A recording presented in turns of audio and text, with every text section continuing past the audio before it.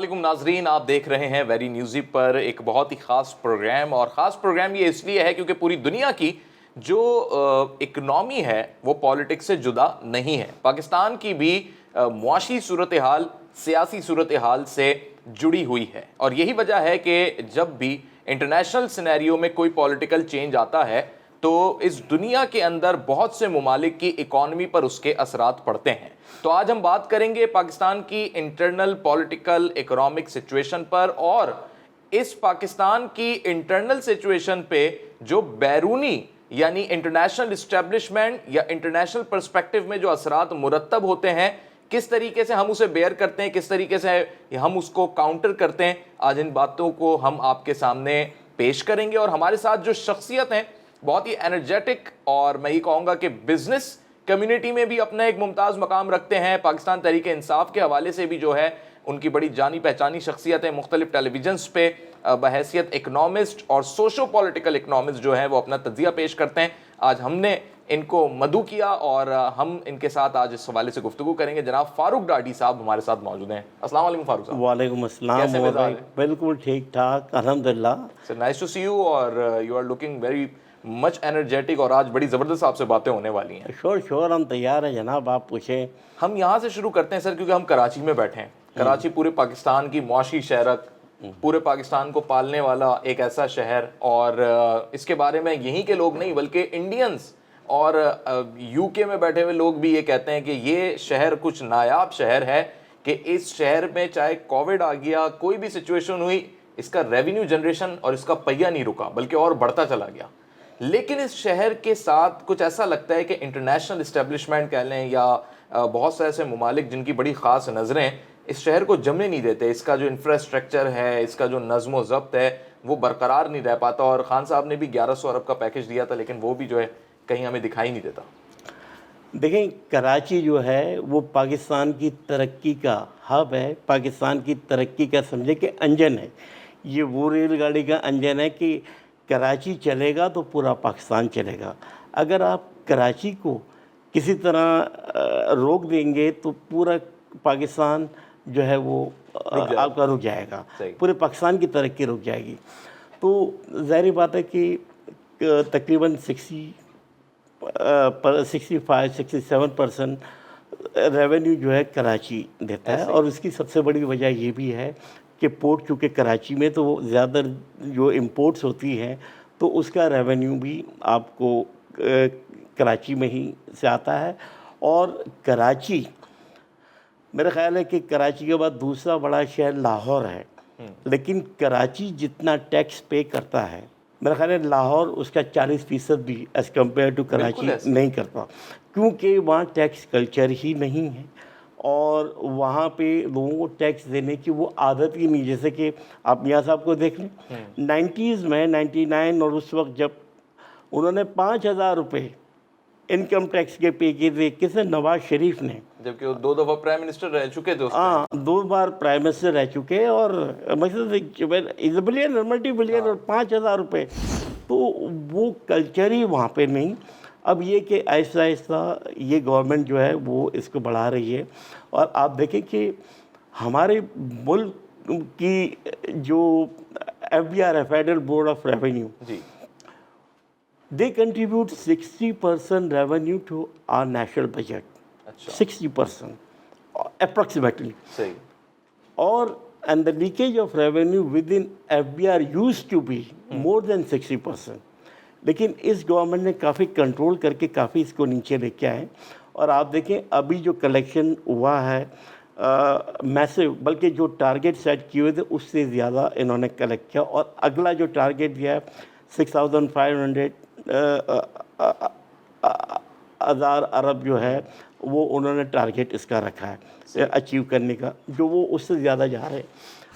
اب یہ ہے کہ بدقسمتی کے ساتھ کہ پاکستان کے یہ جو ٹیکس کلیکٹر جتنے بھی ہیں FBR کے، یہاں پہ بھی ایک بہت بڑا مافیا ہے۔ جو پیسہ وہ یہاں پہ گورنمنٹ ٹریجری میں جو جمع کراتے ہیں اس سے زیادہ پیسہ تو اپنے گھروں میں لے کے جاتے ہیں۔ لیکن فاروق صاحب، عمران خان کے ہوتے ہوئے یہ مافیا ختم کیوں نہیں ہو پا رہا، بلکہ یہ اور بڑھتا جا رہا ہے؟ خود خان صاحب بھی اس سے تنگ آ گئے, عوام تو تنگ ہے ہی. دیکھیں پرابلم خان صاحب کے ساتھ یہ کہ خان صاحب کے پاس سمپل میجورٹی بھی نہیں ہے, نہ 2/3 میجورٹی ہے, ٹھیک ہے. دوسرا ہماری عدالتوں کا ایک بہت بڑا رول ہے کہ آپ جس کو بھی پکڑتے ہیں, جس پہ بھی ہاتھ ڈالتے ہیں, وہ انہیں ریلیف دے دیتے ہیں. صحیح. اب آپ دیکھیں کہ ہمارے ایف بی آر کے چیئرمین شبر زیدی تھے, بڑا اچھا کام کر رہے تھے, اور انہوں نے جب ٹیکس ان لینڈ کا چیف کمشنرز میرا خیال ہے 13 ہیں, انہوں نے کہا کہ یہ سسٹم پہ انہوں نے منع کر, ان میں سے 11 نے منع کر دیا کہ ہم اس سسٹم کو فالو ہی نہیں کریں گے, ہم تو پرانے سسٹم سے چلیں گے, ٹھیک ہے. اور جب انہوں نے یہ ٹریکنگ سسٹم لگانے کی کوشش کی وہ نہیں چلنے دی, لیکن ابھی خان صاحب نے اس کو لگایا ہے. تو بات یہ کہ ہماری عدالتوں کا جو رول ہے وہ بڑا گندا ہے, اور آئی ایم سوری ٹو سے مجھے بڑے افسوس کے ساتھ کہنا پڑا تھا کہ آج 120واں نمبر اگر ہماری عدالتوں کا آ رہا ہے, اس کی بنیادی وجہ یہ ہے کہ بیشتر ججز ہمارے جو ہیں وہ پولیٹیکل بیسس کے اوپر اپوائنٹ ہوئے ہیں. جو بھی آتے ہیں وہ اپنے بیوروکریٹس بھی لگاتے ہیں, جو بھی حکومت آتی ہے. اچھا, being a supporter of P T I آپ یہ بات کر رہے ہیں, لیکن وہاں جو نون لیگ کے سپورٹرز ہیں وہ یہ کہتے ہیں کہ انہی ججز کی وجہ سے تو خان صاحب کی حکومت بنی ہے, جو ثاقب نثار کا آڈیو پیغام لیک ہونا اور یہ ساری چیزیں. دیکھیں جہاں تک میں یہاں پی ٹی آئی کا کوئی اسپوکس مین تو نہیں ہوں, ٹھیک ہے. میں میرے ملک کے لیے جو بھی کام اچھا کرے گا میں اس کو سپورٹ کروں گا, اور میں اس کو کرتا رہا ہوں, ٹھیک ہے نا. اب آپ کو بھی پتہ ہوگا, ہم کو سب کو پتہ ہے کہ آج کل ایسے ایپ نکلے ہوئے ہیں کہ آپ کی اسپیچ جو ہے آپ نے جو کی وہ اگر میرے اوپر اگر وہ کی جائے تو میری زبانی اور میرے لہجے میں, اور میں اپنے اس کے اوپر وہ بولوں گا, تو اس کو فرانزک کیا جائے, اور فرانزک ہماری کورٹس کے اندر کیا جائے. جب انہوں نے جسٹس ارشد ملک کی ویڈیو لانچ کی تو کیوں جا کے کورٹ میں نہیں دیا؟ بھئی نواز شریف کی ساری اگر وہ صحیح ہوتی تو نواز شریف کی سزا ساری ختم ہو جاتی. صحیح. لیکن آپ اگر ان کو مینیپولیٹ کریں گے اور ایک غلط پروپیگنڈا کریں گے, آپ قطری خط دیکھ لیں, آپ کیلیبری فونٹس دیکھ لیں, یہ ساری چیزیں ایک تواتر سے چل رہا ہے. اور آپ اس کی ٹائمنگز دیکھیں کہ جہاں ان کی ڈیٹ لگی نہیں ہوتی اس سے پہلے کوئی نہ کوئی ویڈیو یہ کر دیتے ہیں. اور جسٹس ارشد ملک نے یہ کہا تھا کہ جب وہ ان کو سعودی عرب میں بھی فالو کیا گیا, ان کو بڑی بڑی آفر دی گئی, اور آپ جسٹس ٹارر سے لے کے چلیں, تو نواز شریف نے وکلا نہیں کیا, اس نے ہمیشہ ججیزی کی ہیں, سمجھیے نا. تو آپ جسٹس قیوم کا آن ریکارڈ ہے کہ فون پہ سارے آرڈر ان کو لکھوائے جاتے تھے کہ بے نظیر کو چھوڑنا نہیں ہے, اور اتنی سزا دو, ٹھیک ہے نا. پھر مرحوم سعید الزمان صدیقی صاحب, اور ایک پوری لائن لگی ہوئی. اور آپ ان کو دیکھیں جسٹس قاسم جو لاہور ہائی کورٹ کے تو یہ جو بات اس ٹائم پہ پاناما لیکس کے وقت کہی گئی تھی کہ یہ سیسیلین مافیا ہے اور گاڈ فادر سے منسوب کیا گیا تھا, تو آج بھی نواز شریف ویسا ہی ہے, آج بھی نواز شریف گاڈ فادر ہے. اگر یہ کہ پاناما لیک نہیں ہوتی نا تو نواز شریف کا مافیا اس ملک کے اندر اتنی جڑیں گاڑ چکا, نہ صرف یہاں بلکہ بیرونی ملکوں میں بھی, پوری امریکہ میں بھی پوری ایک گلوبل سسٹم انہوں نے اپنا بنایا ہوا تھا, اور وہ اتنے اپنے پنجے گاڑ چکا تھا کہ اس کو کوئی یہاں ہلا نہیں سکتا تھا. ساری بیوروکریسی, سارے ججز, ہر چیز میں. لیکن یہ پاناما کہ قدرت کی لاٹھی بھی بے آواز ہوتی ہے, تو یہ پاناما میں اللہ تعالیٰ نے, یہ اللہ تعالیٰ کی طرف سے سزا تھی, وہ آئے اور اس میں یہ دھر لیے گئے. تو بہرحال دیکھیں, آپ نے کبھی ایسا دیکھا کہ ابھی ان کی حکومت میں پاکستان کا قرضہ 1947 سے لے کے 2008 تک 34 بلین ڈالر, 34 بلین ڈالر تھا تو 37-38 تک تھا. لیکن جنرل مشرف نے کچھ کم کیا, ری پیمنٹ کی, اور آئی ایم ایف کے پروگرام سے باہر آ گئے. لیکن 2008 سے لے کے زرداری کی حکومت سے لے کے 2018 تک نواز شریف کی گورنمنٹ اور زرداری کی گورنمنٹ, انہوں نے مل کے 60 ارب ڈالر کا قرضہ آئی ایم ایف اور ورلڈ بینک سے لیا. اور 34 سے اس قرضے کو 34 بلین ڈالر سے اس قرضے کو 94 بلین تک $94 बिलियन तक पहुंचा दिया। ठीक है, अब आप सितम ज़रीफ़ी ये देखें कि जब इन्होंने गवर्नमेंट संभाली, क्या नाम है, जरदारी साहब ने, K4 का मंसूबा जो कि बिल्कुल तैयार था, उसकी हर चीज़ हो चुकी थी और वो 25-26 अरब रुपए में वो मंसूबा लगना था पानी का, वाटर, जो कराची को इस वक्त शदीद इसकी है। लेकिन वो जबकि मरकज़ में भी उनकी हुकूमत थी और सूबाई हुकूमत में भी वो थे, लेकिन उन्होंने नहीं किया। इसकी बुनियादी वजह है कि he was not getting anything out of it. सही। और इस वक्त वही प्रोजेक्ट जो K4 का है वो 150 अरब रुपए का हो गया, कर रहे हैं उसमें, तो उस वक्त क्यों नहीं किया? सेकंड, एक और हमारी बदकिस्मती ये थी कि KEA के कराची इलेक्ट्रिक को जब मुशर्रफ ने प्राइवेटाइज़ किया तो उस वक्त एक शिट थी कि 7 साल तक इसका टैरिफ, इसके नर्ख नहीं बढ़ाएंगे। ठीक है। जरदारी साहब ने उनके साथ दोबारा मुआहदा किया और वो शिक को हटा दिया 7 साल वाली। पार्टनरशिपिंग कर ली। पार्टनरशिपिंग की है, कुछ ना कुछ मुफ्ते में तो कुछ भी नहीं किया ना। हाँ। अच्छा चलें, ये तो एक लंबी कहानी, इस पे जाएंगे तो बहुत लंबा हो जाएगा। मैं आता हूँ नवाज शरीफ की तरफ। इसहाक डार ने क्या किया? इसहाक डार ने, इन लोगों ने, ये दोनों हुकूमतों ने IMF, वर्ल्ड बैंक से धड़ाधड़ कर्जे लिए, ठीक है, और ये हुकूमतें चलाते रहें। सही। इन्होंने जितने प्रोजेक्ट्स थे वो प्रोजेक्टों पे ना काम किया। हमारे डैमों का काम रुका हुआ था। डैम्स का काम तो इसलिए रुका हुआ था कि ऊपर से प्रेशर था। सही। अमेरिका बहादुर का प्रेशर था, जिस पे ये लोग, क्योंकि इन लोगों की जायदादें मुल्क से बाहर जो लूटे हुए पैसों से बनाई गई है, वो इनको ये ख़तरा था कि अगर हम इंटरनेशनल इस्टेब्लिशमेंट की बात नहीं मानेंगे तो ये हमारी सारी प्रॉपर्टी जो है वो भी सीज कर देंगे और हमको भी मनी लॉन्ड्रिंग में अंदर कर देंगे। BCCI के साथ क्या हुआ था? यही हुआ था ना। तो ये जानते हैं कि ये शाह से ज़्यादा शाह के वफादार, they are more loyal then the king. तो ये हमारी बदकिस्मती है कि इनको मुल्क का इंटरेस्ट नहीं है, इनको अपनी स्किन बचानी, इनका अपना ज़ाती मुफाद है, इनका अपना इंटरेस्ट है, इनको अपनी वो लूटेड प्रॉपर्टी बचानी, जबकि खान साहब के पास खोने के लिए कुछ नहीं है। तो इनडायरेक्टली तो फिर यही बात हुई ना कि इंटरनेशनल इस्टेब्लिशमेंट, अमेरिका, UK, ये कभी पाकिस्तान को पनपने नहीं देंगे और ये सब इनके फ्रंट मैन थे। मैं अभी इस पे आ रहा हूँ, इस पे भी मैं आ रहा हूँ। अब देखें कि इन्होंने क्या नाम है, इसहाक डार फाइनेंस मिनिस्टर थे ना यहाँ पे जी। उसने किया क्या? एक तो इंटरनेशनल मॉनेटरी IMF से और वर्ल्ड बैंक से तो कर्जे लेते रहे, $30 बिलियन के ऊपर उन्होंने कर्जा लिया वहाँ से, ठीक है ना, उससे ऊपर। और उसके साथ साथ सितम ज़रीफ ये है कि यहाँ पे नोटें भी छापते रहे। सही। आज अगर इमरान खान भी नोटें छाप के मार्केट में डालें तो ये बहुत सारी चीज़ें इनकी हल हो सकती है वक्ती तौर पे, लेकिन वो इतना बड़ा डिज़ास्टर होगा कि आपने देखा आज हम जो फेस कर रहे हैं ना, ये उसी का है। और इसहाक डार ने किया क्या? वो यहाँ बैठे रहे, आर्टिफिशियली पाकिस्तानी रुपए को रोक के रखा एक जगह, मार्केट से सारा माल ख़रीदते रहे, जितनी भी फॉरेन एक्सचेंज, यहाँ से हवाला, उंडी और कैरियरों के थ्रू बाहर माल भेजते रहे, और जब सारा माल भेज चुका तो यहाँ से भाग गया।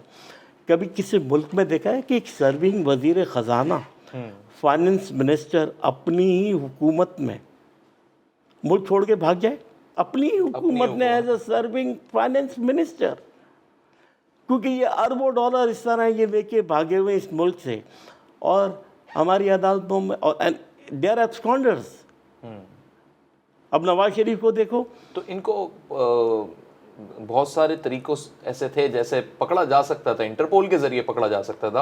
अरे आपको क्या लगता है कि आज बरतानिया में बैठे हुए हैं, बरतानिया का, आई एम सॉरी टू से, कि उन्होंने इंडिया के 5,500 माली स्कैंडल करके पैसे अपने मुल्क से ये फ्रॉड और चीट करके बरतानिया में जाके पनाह ले ली उन्होंने। और बरतानिया थर्ड वर्ल्ड कंट्रीज़ के जितने भी ऐसे ममालिक के लोग हैं ना जो पैसे अपने मुल्क से लूट के लेके आते हैं 2 नंबर का, उन सबको पनाह देते हैं। कभी ज़िंदगी में ना برطانیہ نواز شریف کو واپس بھیجے گا نہ اسحاق ڈار کو بھیجے گا. 5,500 انڈینز جو وہاں بیٹھے ہوئے ہیں، انڈیا اور برطانیہ کے درمیان ایک ٹریٹی آف ایکسٹریڈیشن ہے جو مجرموں کے تبادلے کے لیے صرف ایک بندہ دیا، کوئی پٹیل نام کا بندہ، بس. انڈیا بھی چیختا رہا. تو برطانیہ کا بھی رول بڑا گندا ہے. پہلے ایسٹ انڈیا کمپنی کا جو سلسلہ تھا تو وقتاً فوقتاً وہ نئے نئے جدید طریقے نکالتے ہیں کہ کس طرح پہلے وہ خدا کے لوٹتے تھے، اب وہ نمائندے بنا دیں. اب جو ان کے اس ملکوں سے جو لوٹ لاٹ کے لے کے جاتے ہیں ان کو ویلکم کرتے ہیں. تو میرا خیال ہے اور بڑے سوفسٹیکیٹ طریقے سے دنیا کے چودھری بھی بنے ہوئے ہیں. یہ کیا لوگ بیوقوف ہیں؟ اچھا، اب رہی بات کہ اس وقت تو ظاہری بات ہے کہ امریکہ تو سپر پاور ہے، صحیح، ٹھیک ہے نا، لیکن ابھی اس کو پچھلے دنوں جو جگہ جگہ سے دھچکے ملے ہیں وہ اس کے لیے ناقابل برداشت ہے. اب آپ دیکھیں کہ امریکہ آپ اگر اسلحہ اپنا بیچتے ہیں، انہوں نے ہر تھوڑے دنوں میں کہیں نہ کہیں وار اپنی کریٹ کرنی ہے تاکہ وہ اسلحہ بیچا جائے. آپ کو اندازہ ہوگا جب عراق ایران کے لیے واشنگٹن پوسٹ نے شاید ایک خبر لگائی تھی کہ شط العرب this is a buffer zone between Iraq and Iran, تو انہوں نے کہا کہ huge oil discovery found in شط العرب. اب ایران کہہ رہا ہے یہ میرا ہے، عراق کہہ رہا ہے یہ میرا ہے.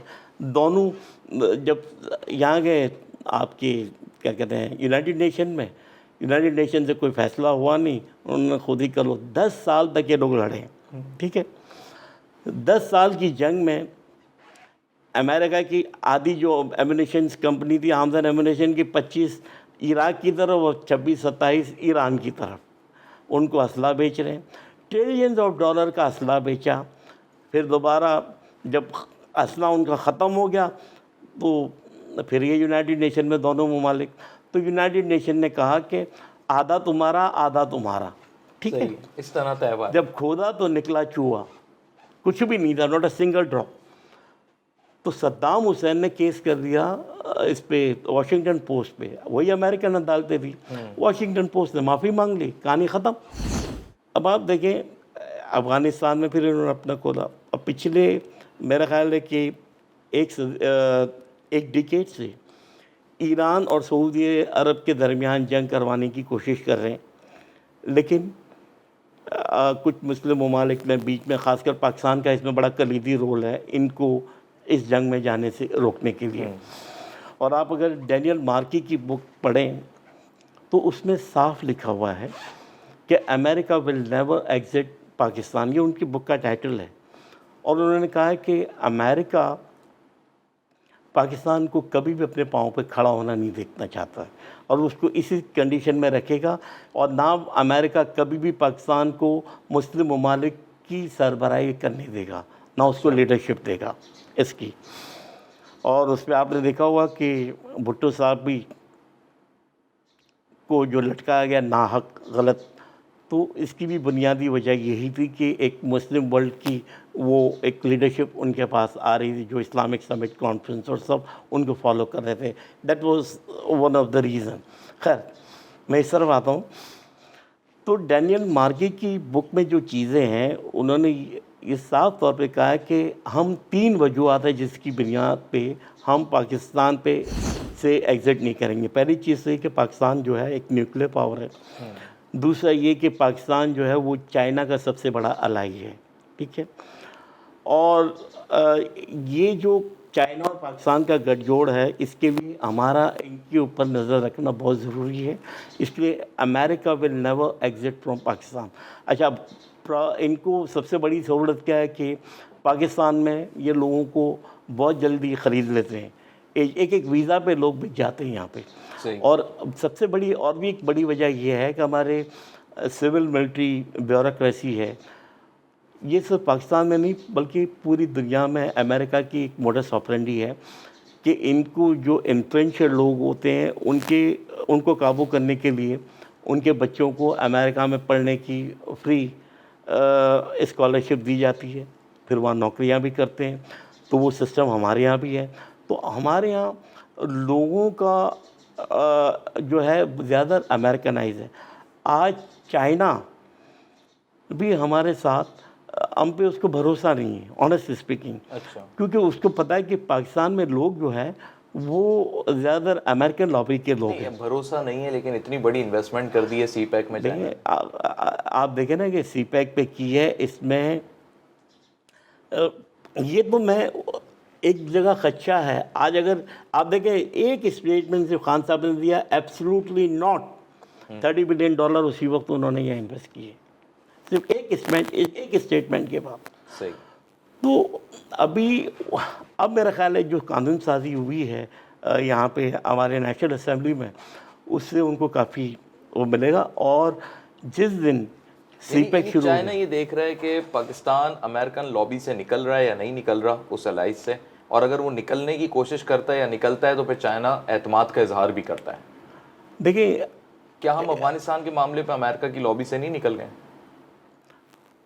دیکھیں امریکہ نے تو وہ بھی سارا نزلہ ہم پہ ڈال دیا کہ یہ سب اس کے کرتا دھرتا ہم ہیں، جبکہ 70,000 لوگوں کی جانیں پاکستان میں گئی، پاکستان کے فوجیوں نے قربانیاں دی، پاکستان کے لوگوں نے، اور ہمارے الائی ہوتے ہوئے ہم پہ ہی بمباری کر رہے ہیں ہمارا الائی. آج آپ دیکھو نا کہ یہ نواز شریف اور زرداری نے تو ان کے ساتھ ملے ہوئے تھے، کرو بمبارڈمنٹ، ہم کچھ نہیں بولیں گے، ہم اوپر سے کریں گے. لیکن خان صاحب کے دور میں ایک بھی ڈرون اٹیک نہیں ہوا، ایک ڈرون اٹیک امریکہ نہیں کر سکا اس ملک پہ. تو یہ آپ کی لیڈرشپ پہ منحصر ہے. اور میں نے پہلے بھی کہا کہ خان صاحب کے پاس لوز کرنے کے لیے کچھ بھی نہیں ہے، نہ ان کی کوئی جائیداد، کوئی لوٹی ہوئی جائیداد یا کوئی حرام کی دولت باہر نہیں پڑی ہوئی ہے. بلکہ یہاں کے بھی ان کی جو 2 گھر ہیں، بنی گالا اور زمان پارک کے، وہ بھی انہوں نے کہہ دیا کہ میری موت کے بعد یہ شوکت خانم کو جائیں گے. تو اس بندے سے آپ کیا، جس بندے نے اپنی ہر چیز پاکستان کی عوام کے لیے وقف کر دی. ایک وہ لیڈر ہوتے ہیں جو اپنے لیے چلتے ہیں، قوم کا نہیں سوچتے. عمران خان جو ہے میری نظر میں وہ ایک قوم بنانا چاہتے ہیں. قائد اعظم کے بعد یہ پہلا لیڈر ہے جو ایک قوم بنانا چاہ رہے ہیں. اور اسی لیے کہ آج ہمارے اوورسیز پاکستانی جتنے بھی ہیں وہ سب سے زیادہ عمران خان پہ اسی لیے بھروسہ کرتے ہیں کہ وہ پاکستان کو صحیح معنوں میں جانتے ہیں، وہ ایک سنسیئر پاکستانی ہے. ہمارے یہاں تو لوگوں کو ان کے ضمیروں کو ایک دم مس گائیڈ کر کے کہاں لگا دیے. This is only because of illiteracy، کیونکہ ہمارے یہاں اتنا ہائی لٹریسی ریٹ ہے. نو ڈاؤٹ اوورسیز پاکستانیوں نے بڑا چاہتے ہیں، اور ابھی ای وی ایم میں اوورسیز پاکستانیوں نے بہت خوشی کا اظہار کیا الیکٹرانک ووٹنگ مشین میں، اب ان کو رائٹس مل رہے ہیں. لیکن ادھر جو پاکستانی موجود ہے وہ بھی تو اوورسیز پاکستانی سے کنیکٹ ہے نا. کسی کا گھر کا کوئی فرد ادھر کام کر رہا ہے یا خاندان کے لوگ ادھر ہیں، تو یہاں کے لوگ جو ان کو فیڈ بیک دے رہے ہیں خان صاحب کی گورنمنٹ کا، مہنگائی، پیٹرولیم مصنوعات کی قیمتوں میں اضافہ، ڈالر ریٹ کا ہائی ہو جانا، انفلیشن، یہ بڑا برا تاثر کریٹ ہو رہا ہے. اس پہ بتائیں. دیکھیں مہنگائی تو پوری دنیا میں ہے اس وقت، اور آپ دیکھیں کہ کووڈ کی وجہ جو سپلائی اینڈ ڈیمانڈ کا جو ایک جو بیلنس ہے وہ بالکل شیکی ہو گیا ہے، بالکل اپسیٹ ہو گیا. بالکل ٹھیک ہے. اب جو کنٹینر یہاں سے چائنا یا امریکہ سے آتے تھے، اگر $800 یا $1000 اس کا فریٹ تھا، آج وہ 10,000 12,000 8,000 کا ہو سر. گیا. $28,000 تک گئے ہیں. میں تو یہ آپ کو ایک چھوٹا فگر کر رہا ہوں. اگر میں نے 4 کنٹینر چائنا سے میں نے بک کیے مثال کے طور پہ، اور میں نے اس کو کیلکولیٹ، میری فیسلٹی یہ بنائی ہے کہ میں $800 پہ اس کو وہ کروں گا، اور آج مجھے اس کنٹینر میں کمانے $2,000 ہیں ایک کنٹینر پہ، 3,000 ہیں، اور میری جیب سے جا رہے ہیں $8-10,000، تو $7,000 تو میرے پاس ایکسٹرا چلے گئے. تو میں کیا کماؤں؟ میں تو کما نہیں رہا ہوں، اپنی جیب سے دے رہا ہوں.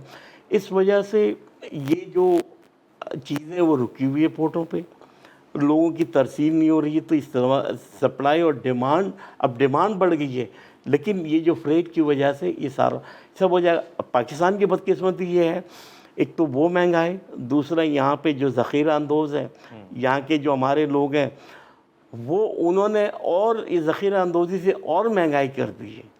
ٹھیک ہے نا. اچھا، اب پرابلم خان صاحب کے ساتھ یہ ہو رہی ہے کہ بیوروکریسی ان کے ساتھ وہ نہیں کر رہی، کوآپریٹ نہیں کر رہی، جس پہ آر ڈالو کورٹ سے جا کے وہ اپنی اسٹے آرڈر لے رہے تھے. ٹھیک ہے. تو ہماری عدالتوں کو بھی چاہیے کہ ان چیزوں پہ دیکھیں اور ملک کے مفاد کو سامنے رکھتے ہوئے یہ چلیں, کیونکہ یہ جو چیزیں ہر بات پہ اسٹے آرڈر دے کے ہر ایک کو آپ تحفظ فراہم کرتے ہیں, دیٹ از ناٹ گڈ. اچھا فاروق صاحب, بڑا امپورٹنٹ کویشچن ہے کہ ٹی ایل پی کا مسئلہ بڑا سنگین ہو گیا تھا اور اس مسئلے میں آرمی چیف نے خود انٹروین کیا پراپرلی, اور تاکہ ریاست کا معاملہ جو ہے نا وہ اندرونی بھی رہے اور پلس یہ کہ مزید انتشار نہ پھیلے, اور خوش اسلوبی سے آج وہ مسئلہ حل ہو بھی گیا. تو اگر آرمی بیچ میں آ کے ایک پولیٹیکل ایشو کو اور وہ بھی ریلیجیس سطح کا ریزالو کرا سکتی ہے, تو یہ بیوروکریسی پھر کس کھیت کی مولی ہے؟ اب یاد دیکھیں خان صاحب نے کوئی اپنے پورٹل سے کچھ شکایتوں کے اوپر 144 گورنمنٹ آفیشیلس کو جو ہے ریموو کیا ہے, سسپینڈ کیا ہے. اب پہلے یہ ہوتا تھا کہ جو اگر نواز شریف کی گورنمنٹ آتی تھی تو وہ ساری بیوروکریسی کو چینج کر کے اپنے جو اپنے جو لوگ ہوتے تھے ان کو اپوائنٹ کرتے تھے. پیپلز پارٹی کی گورنمنٹ آتی تھی وہ اپنے لوگوں کو اپوائنٹ کرتے تھے. لیکن خان صاحب چونکہ ایک میرٹ کے اوپر بلیو کرتے ہیں, انہوں نے ایسی کوئی چیز نہیں کی کہ میرے بندے یہ وہ ان چیزوں پہ بلیو ہی نہیں کرتے, وہ میرٹ پہ کرتے ہیں. لیکن آپ دیکھیں 70 سال کا گند, وہ تو ہمیں ویسے کیبنٹ میں بھی دکھتا ہے. آپ 3 سال کے اندر آپ سمجھو کہ he can revamp the entire system with in 3 years. It's not possible. لیکن کیا یہ غلطی نہیں ہے کہ جب آپ کہتے ہیں کہ جی ہمارے پاس ایک ٹیم موجود ہے, ہم آئیں گے تو ہم یہ چیزیں کر دیں گے, اور آپ کہہ رہے ہیں کہ وہ خان صاحب کا مزاج یہ نہیں ہے کہ اپنے بندے اپوائنٹ نہیں کرتے. ایون کیبنٹ میں الیکٹیبلز ہیں جو پی ٹی آئی کے لوگ نہیں تھے, ان کا تعلق دوسری پارٹیوں سے تھا, وہ پی ٹی آئی میں شامل ہوئے, الیکشن جیتا اور پھر آ گئے. تو اگر خان صاحب اس چیز کو سمجھتے تھے اور انہوں نے کے پی میں 5 سال گزار لیے تھے حکومت میں, تو آئی ڈونٹ تھنک کہ یہ کوئی نئی چیز ہونی چاہیے تھی کہ بیوروکریسی یہ مسئلہ کرے گی. دیکھیں آپ نے بات بڑی اچھی کہی. اس میں خان صاحب جو ہے نا, ابھی بہت ساری اندرونی ایسی چیزیں میں آج سن رہا تھا ایک سوشل میڈیا پہ, بلکہ ٹی وی کا ایک وہ تھا, اس میں کہا کہ نہ کون سی کوئی اس کے تھے کہ جب پنجاب گورنمنٹ نے ٹیک اوور کیا تو پتہ نہیں ان کے کتنے چیک باؤنس اندر پڑے ہوئے تھے. اب وہ چیزیں جو اندرونی ہیں کہ جو مالی بے ضابطگیاں ہیں, تو آپ دیکھیں اب آپ دیکھیں کہ جو آئی پی پیز کی مد میں ان کو ابھی 2 سال سے بجلی کا 1 کلو واٹ بھی آپ نے نہیں لیا منشا کے اس سے, اور آپ نے 60 ارب روپے ان کو دینا لازمی, کیونکہ نواز شریف اس سے معاہدے غلط کر کے گئے. ٹھیک ہے نا. اچھا, انہوں نے آنے کے ساتھ 10 ڈیم جو میگا ڈیمز ہے اس کا کام شروع کرا دیا ڈے نائٹ. پہلی گورنمنٹ کی ہمت نہیں تھی کہ وہ اس کو شروع کر سکے. وجہ یہ ہے کہ اوپر امریکہ کا ڈنڈا تھا اور ان کے الائز کا ڈنڈا تھا. کیوں اب آپ کے یہ ڈیمز, اب یہاں تو یہ لوگ وہ پروجیکٹ کرتے ہیں کہ اگلے الیکشن سے پہلے ہم اپنی تیاری کریں اور یہ کاسمیٹک پروجیکٹ کر کے لوگوں کو بیوقوف بنائیں.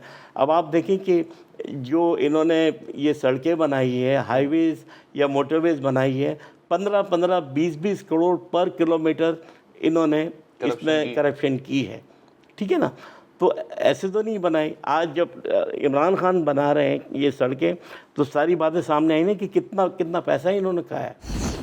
اگر یہ 15 کروڑ میں 1 کلومیٹر بناتے ہیں, 12 کروڑ میں بناتے ہیں, تو آپ 40 کروڑ میں بنا رہے ہو پر کلومیٹر.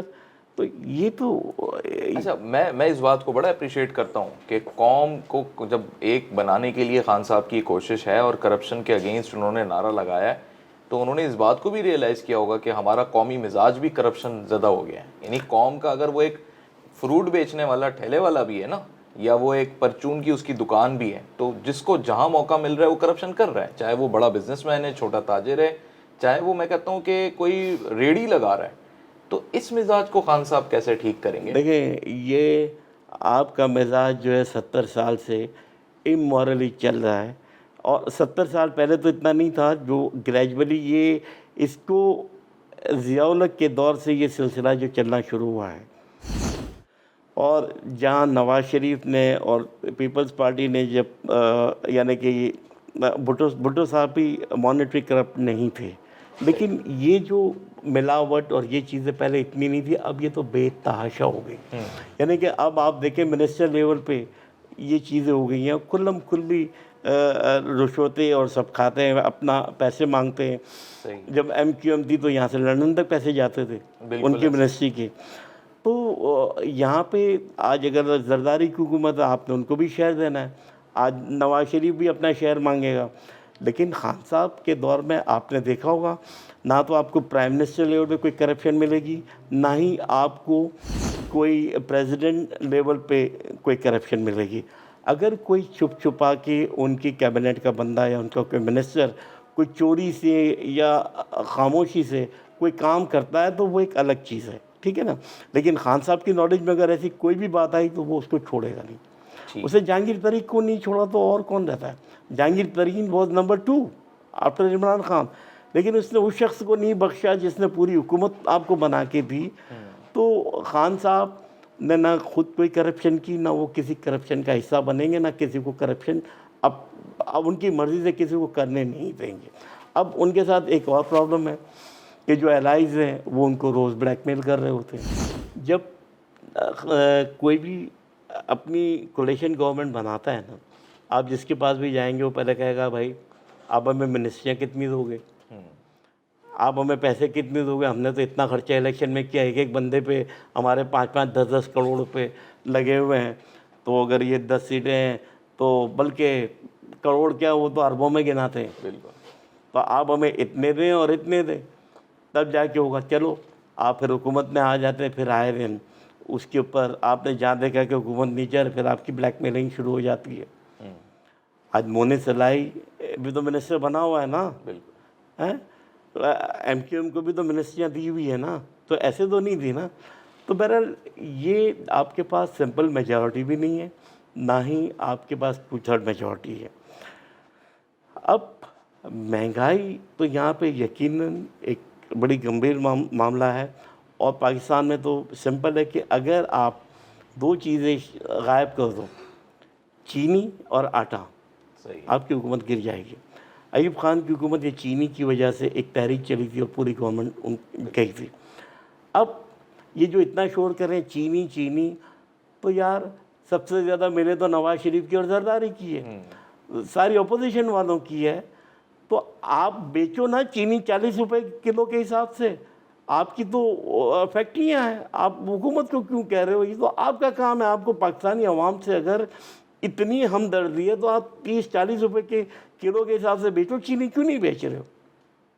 یا تو آپ دیکھیں ہزاروں لاکھوں بوریاں چینی کی پکڑی گئی جو ذخیرہ اندوزی کی گئی. آٹا جو ہے وہ 8 ارب روپے کا آٹا جو ہے یہاں پہ سندھ میں ضائع ہو گیا. آٹے سے مقصد یہ کہ گندم. تو آپ لوگ پبلک کے ساتھ کی زیادتیاں کر رہے ہیں. آج سندھ کے اندر پنجاب سے 20-25 روپے کلو زیادہ مہنگا آٹا بک رہا ہے. یہ سمجھتے ہیں کہ پیپلز پارٹی کا ایک طریقہ کار یہ ہے کہ کراچی میں انہوں نے کراچی کو بالکل ہی ایک لاوارث کر دیا ہے. کراچی کی پہ نہ تو یہ کوئی توجہ دے رہے ہیں، نہ کراچی میں کوئی ڈیولپمنٹ ہو رہی ہے، نہ کراچی کی سڑکیں بن رہی ہے، نہ ابھی کراچی میں جو بھی کام ہو رہا ہے، جو MNAs کو ایک فنڈز دیے گئے تھے وہ اپنے اپنے علاقوں میں جو اس فنڈ میں کر سکتے ہیں وہ کام کر رہے ہیں. ٹھیک ہے نا. تو میرا خیال ہے کہ کراچی کے ساتھ یہ زیادتی بند کی جائے. اور آپ دیکھیں کہ بھٹو صاحب نے ایک ڈومیسائل کا رکھا تھا کہ سندھ کو ایک کوٹا دیا تھا کہ CSS کے ایگزام میں اتنا کوٹا جو ہے انٹیریئر کو 10 سال کے لیے ہوگا.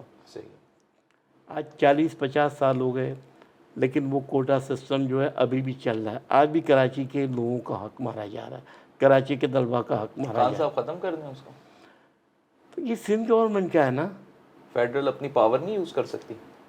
پہلے تو فیڈرل تو اپنے پاؤں پہ جم جائے، کھڑی ہو جائے. ابھی وہ جا کے اسٹے آرڈر لے آئیں گے کورٹ سے، کیا کرو گے آپ؟